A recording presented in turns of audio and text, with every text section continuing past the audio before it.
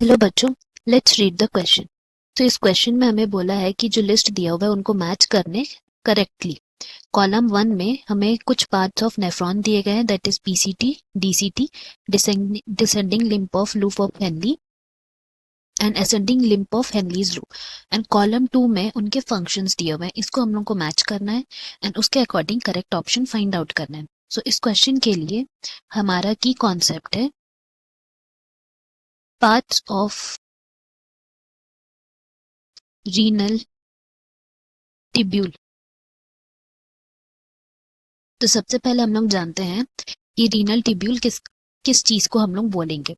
First of all अगर हम लोग बात करते हैं नेफ्रॉन के, तो वी ऑल नो कि नेफ्रॉन जो है फंक्शनल यूनिट ऑफ किडनी है, which helps to filter out all the solutes which are present in the blood and concentration of urine, maintenance of pH, ये सारी चीजों में नेफ्रॉन हमें हेल्प करता है। तो नेफ्रॉन को हम लोग 2 पार्ट्स में डिवाइड करते हैं अकॉर्डिंग टू इट्स स्ट्रक्चर। पहला जो स्ट्रक्चर के लिए हम लोग उसको डिवाइड करते हैं that is known as renal corpuscle and दूसरा है रीनल टिब्यूल। सो यहाँ according to the question we will be talking about renal tubule. Renal corpuscle में वोमेन्स कैप्सूल एंड ग्लोमेरुलस आता है, जहाँ पे अल्ट्रा फिल्ट्रेशन होता है ऑफ द ब्लड एंड वहां से जो सोल्यूट्स है वो सब ट्रांसफर हो जाते हैं रीनल टिब्यूल में, जिसमें आता है PCT, DCT, loop of Henle and collecting duct. वहां पे फिर सारे एब्जॉर्प्शन होते हैं एंड फिल्टरेशन भी होता है, साथ में कंसंट्रेशन ऑफ यूरिन भी होता है, मेंटेनेंस ऑफ पीएच भी होता है।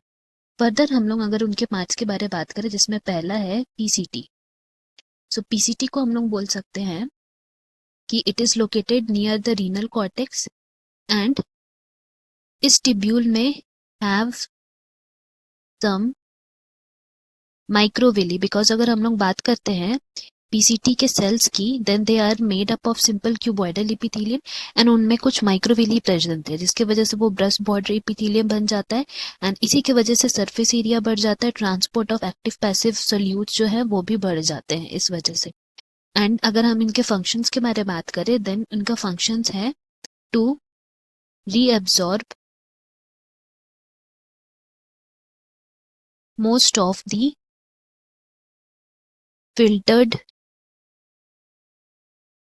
sodium, water, chloride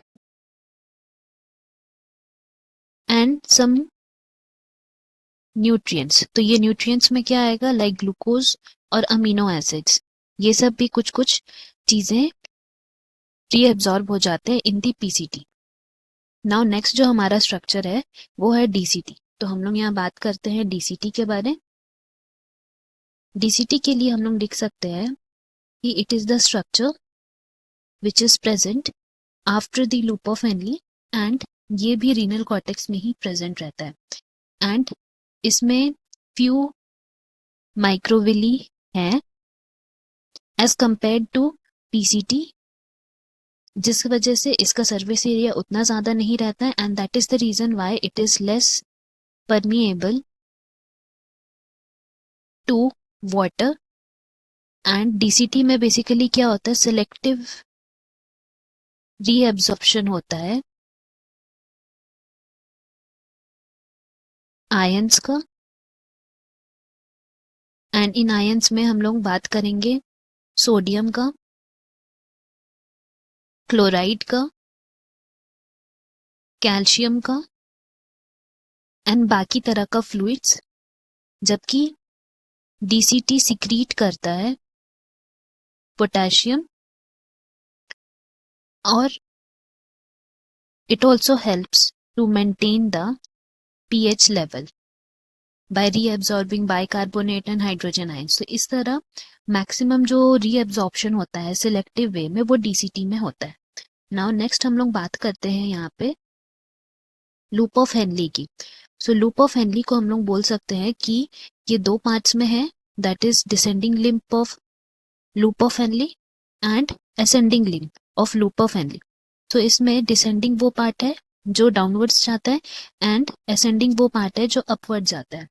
one by one अगर हम लोग इसके डिफरेंसेस के बारे में बात करें, तो फर्स्ट ऑफ ऑल हम लोग बात करते हैं डिसेंडिंग लूप ऑफ हेनली। तो इसमें we can say it is permeable to water. तो अगर ये परमिएबल है वाटर के, that means it will be impermeable to electrolytes. And इसी वजह से what happens is that the concentrate of filtrate is high। That means क्योंकि यहाँ पे वाटर परमिएबल है and it is impermeable to electrolytes, इसीलिए दिस कंसंट्रेट्स द फिल्ट्रेट जैसे जैसे वो नीचे जाते जाता है। एंड इसी वजह से जो हमारा फिल्ट्रेट है वो हाइपरटोनिक हो जाता है। Now on the other side अगर हम लोग बात करते हैं असेंडिंग लूप ऑफ हेनली, तो इसमें हम लोग बोल सकते हैं जस्ट ऑपोजिट होगा इनका functions, that is it is impermeable to water. तो अगर ये इम्परमिएबल है वाटर का, that means it is permeable to electrolytes. अब यहाँ पे इलेक्ट्रोलाइट्स परमिएबल है, इसका मतलब जितने भी इलेक्ट्रोलाइट्स है वो सब यहाँ आएंगे, इधर एक्टिव वे से या पैसिव वे से। तो अब क्या होता है कि जैसे ही कंसंट्रेट जो फिल्ट्रेट है, कंसंट्रेटेड फिल्ट्रेट, वो ऊपर जाता है तो फिल्ट्रेट गेट्स डाइल्यूटेड। अब यहाँ जब डाइल्यूट हो गया है तब हमारा जो है फिल्ट्रेट वो हाइपोटोनिक हो गया है due to the passage of electrolytes, क्योंकि वो परमिएबल टू इलेक्ट्रोलाइट्स है तो सब इलेक्ट्रोलाइट्स पास हो जा रहे हैं। जबकि अगर हम लोग बात करते हैं डिसेंडिंग का तो वहां पे फिल्ट्रेट कंसंट्रेटेड था। तो इस तरह हमें इसका पता चल गया।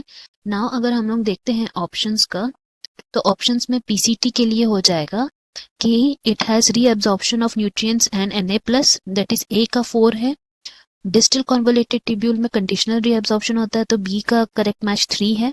डिसेंडिंग लूप ऑफ हेनली वहां पे था इम्परमिएबल टू इलेक्ट्रोलाइट्स, तो इसीलिए हमारा यहाँ पे impermeable to sodium ions that is C का 1 एंड डी का हो जाएगा 2, that is it is impermeable to water, जिससे हम लोग कह सकते हैं हमारा करेक्ट ऑप्शन डी है। Hope you have understood. Best of luck. Thank you.